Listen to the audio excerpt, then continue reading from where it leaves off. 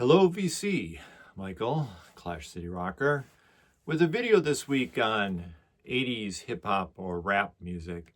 And those of you who've watched some of my videos have noticed that I've done a number of them on the 80s, English 80s, American 80s, some country stuff, but I haven't really talked about rap and hip hop music that much, even though that genre became a artistic force around the same time that my musical identity was being formed. And if you watch my video on records that form my musical identity, you'll notice that I'm mentioning a couple of the records that I have in this pile right now. But before I get into my discussion of 80s hip hop, just a quick reminder, please subscribe, please comment, please like. My goal with making these videos, connect with members of the VC to begin a conversation about music and records. That's my favorite part of doing this, is reading your comments and responding to them. And I respond to your videos as well. So hip hop music and rap music in the late 70s and early 80s had a direct impact on the music I was listening to, and they kind of melded and crossed over a lot. So quick bio, from Montana originally, but I moved to Wisconsin, specifically Milwaukee, at a fairly young age, and I lived in a decidedly working class, heavily integrated neighborhood on the northwest side of Milwaukee, which at the time was experiencing massive economic decay because the factories had all closed down. And at the same time, schools were being integrated because the schools were heavily white or black or Hispanic or whatever the case may be. So the goal was to try to do some sort of intermingling. Now, those of us who grew up on the far northwest side, it was less of an issue, but the neighborhoods were still kind of, even in that part of town, pretty homogenous, so to speak. Now, my sister, who's a little bit older, was like right in the heart of it when the integration first happened and the riots happened and there was massive fighting. And I attended a high school that was intended to kind of deal with that overflow and deal with the conflict, which again had a massive impact on my life because I was in high school in 1979, 1980, 1981, and 1982 before I gratefully was kicked out, which is a whole nother story. But anyways, massive music fan my entire life, and music that had rap elements or seemed to have that kind of sound to it was prevalent in all of the music I was listening to. So, for example, at the time, this was one of my favorite bands, Talking Heads, particularly this album, Remain in Light, just opened my ears to so many different genres of music. And the song on here that has really strong rap elements was Cross-Eyed and Painless. And then another record, which was a splinter group from that band, was Brian Eno and David Byrne's My Life in the Bush of Ghosts.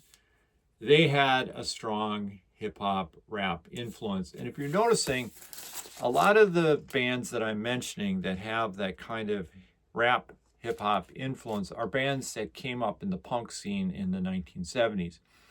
And my argument, and the reason I gravitated to so much rap music at that time, was because to me, rap music is punk music. It's punk rock.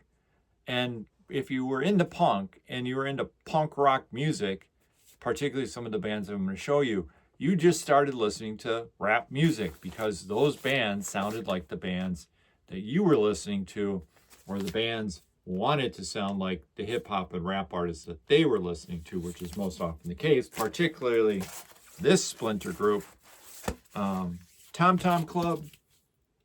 Y'all know Wordy, Rapping Hood, Genius of Love, this Talking Head splinter band. And then, of course, everyone always talks about this as if it's the first hip-hop inspired rock single, Blondie's Rapture. We can discuss whether or not that's true. I have a bias towards The Clash, obviously. But I also was listening to a lot of reggae at the time. And I didn't grab an I-Roy or U-Roy record, but I did grab this, Yellowman. So the whole toasting culture, and again, I was listening to a lot of reggae then. Again, everything goes back to The Clash, but the reasons I was thinking about it. So again, my argument is that hip hop or rap music is punk rock music. And if you're listening to punk or new wave music, those artists were listening to rap artists, and there was so much crossover. The sounds were very similar. And then there was true crossover, like this one, World Destruction. By the way, you should be playing this right now in 2026.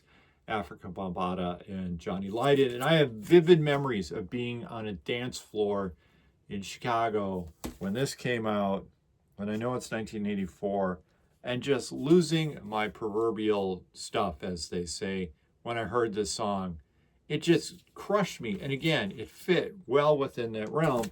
And again, I call myself Michael Clash City Rocker because the first rock band to do a hip-hop inspired song was this band, The Clash, Magnificent Seven, also the Lightning Strikes. This is a UK 12-inch, which is great because it has the Magnificent Dance, the extended mix, the Call Up, and the Cool Out. And the Clash were heavy into rap hip-hop. That's why Joe Strummer was calling Mick Jones Whack Attack at the time. Here's another one of their rap-inspired songs. This is Radio Clash, which is right behind me. I remember staying up to watch The Tomorrow Show with Tom Snyder with The Clash, and they premiered this song. There was a graffiti artist behind it. I think Futura 2000 spray painting on the wall. And then on the back of here is Outside Broadcast. So a lot of the rock bands I was listening to started integrating hip-hop or rap elements. Again, most of them were New York bands. But in the case of The Clash, around this time when Sandinista was coming out, they were living in New York, and they were participating in New York culture, and they were recording the album there. They were hanging out with Martin Scorsese while he was doing King of Comedy. They make a cameo if you want to see them. And all this time, I'm in high school. It's a really racially charged time. It's a challenge to go to school. It's part of the reason I wanted out and did everything I could to get out.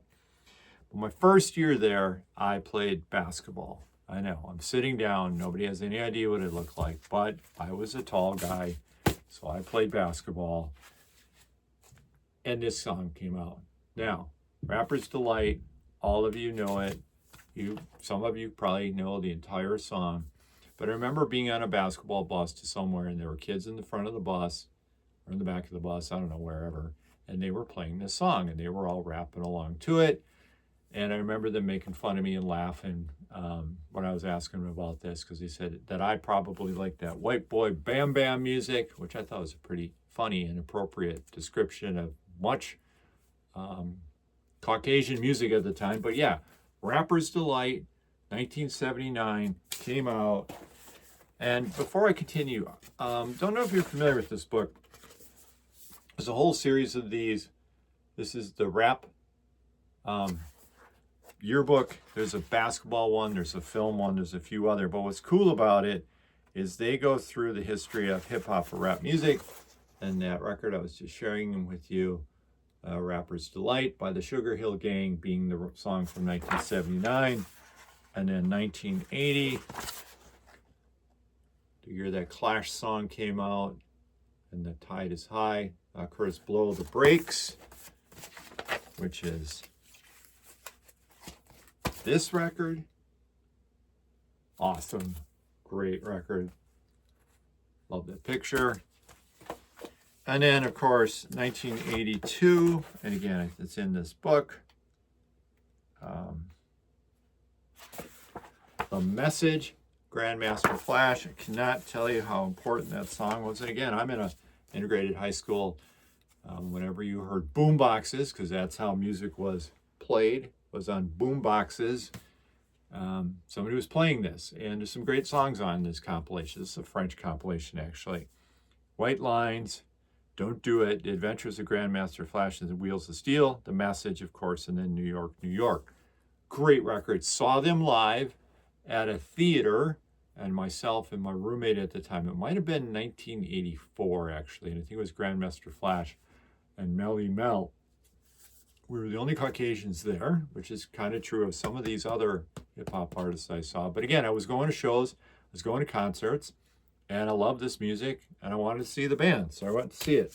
But the band that just became one of my favorites during that time is this band, Run DMC. And here it is on Profile Records, their first record, and it starts with Hard Times, and then Rock Box, and then Jam Master Jay, House Crew, and Sucker MCs. Love this record. Of course, there is nothing like this. Now, those so-called integrated or FA rap records by white bands and white artists weren't the real deal. But to me, this was eye-opening, or ear-opening, I should say. This record, and then for me, the band a little bit later in 1987, again, punk rock. This band, I'm holding it backwards, and this band, to me, they were just punk bands, and this band particularly is a punk rock band. Here you go. Yo Bum, Rush the Show, starts with You're Gonna Get Yours, Sophisticated Bitch, My Uzi Weighs a Ton, Time Bomb, Too Much Posse, and Right Starter, Message to a Black Man. Such a great record. Just killed me. I was just like, wow, what is this music? Now, at the same time, 1986, good old Beastie Boys on Def Jam Records. All these are originals, by the way. Many of the people in the rock community that I knew gravitated to this. Now, they may not have been listening to the Run DMC record or the Public Enemy record that I just showed, but they were listening to this. It wasn't all just white boys from the suburbs. But anyways, quick overview of some of the 80s hip-hop rap artists that I have that I absolutely love. There's no particular order. This one, Run DMC, this was the one where they broke big. Rick Rubin, I still think, was part of this world. Maybe not. Maybe he was gone by then. But anyways, love it. Peter Piper, It's Tricky, My Ideas Walk This Way. Is It Live? Perfection. Such a great record. Raising Hell. Their greatest record, probably. It Takes a Nation of Millions to Hold Us Back. Such a great record. Again, Side 1. Countdown to Armageddon. Bring the Noise. Don't Believe the Hype. Cold Lampin' with Flavor. Terminator X, To the Edge of Panic. Well, you guys know this. Such a great one. And then Eric B. and Rakim. Now, again, for me, I never really pay attention to lyrics. I know it sounds terrible to say, but they're always secondary for me. For me, it's sounds. And the very first track on here is so classic. And, ain't no joke. Eric B. is on the cut. But start side B with Paid in Full. Again, sonically, this album is unbelievable. LL Cool J, again, another Def Jam artist. 1985. There's that boombox again. Rock the Bells. I Can't Live Without My Radio. I still kind of wish that was the case. I don't know. And then this one, you all know, and I picked this one up a few years ago. It is Beat. Like a lot of records are. They got played a lot back then on Ruthless Records, but it actually plays really, really well. And you all know this, Straight Outta Compton, The Police, Gangsta Gangster, Ain't Rough. Oh, and it says parental discretion is advised by Eazy-E. There you go, because I just realized that I have dash, The Police on this one. Wonder if this is the censored version. Anyways, and then to end the 80s, these two records, De La Soul, 3 Feet High and Rising, a different kind of thing, but again, sonically amazing. And then, of course, Paul's Boutique, Beastie Boys, who I admire because they're a lot like The Clash.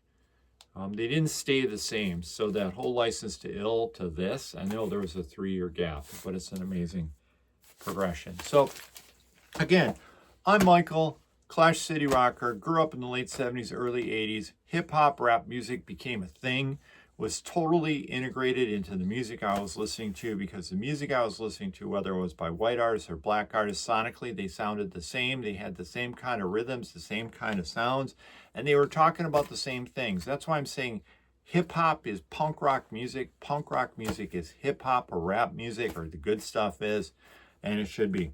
Couple quick compilations if you're looking for some 80s hip hop and you just want to dip your toes. This is a fun one. Def Jam Recordings Classics Volume 1. You got Rock the Bells. You got Can You Feel It? You got Rhymin' and Stealin', Beastie Boys. Cool chillin' with Russell Russ and Jazzy J. There's Public Enemy on here. Slick Rick is on here too. This is cool. But these I love. 2 volumes. Hip Hop Classics Volume 1 and Hip Hop Classics Volume 2. So good. Eric B. and Rakim is on here. EPMD is on here. MC Sean is on here. Dougie Fresh and the Get Fresh Crew. Biz Markie, Too Short. Big Daddy Kane, Ice Cube. DJ Jazzy Jeff and Fresh Prince. NWA.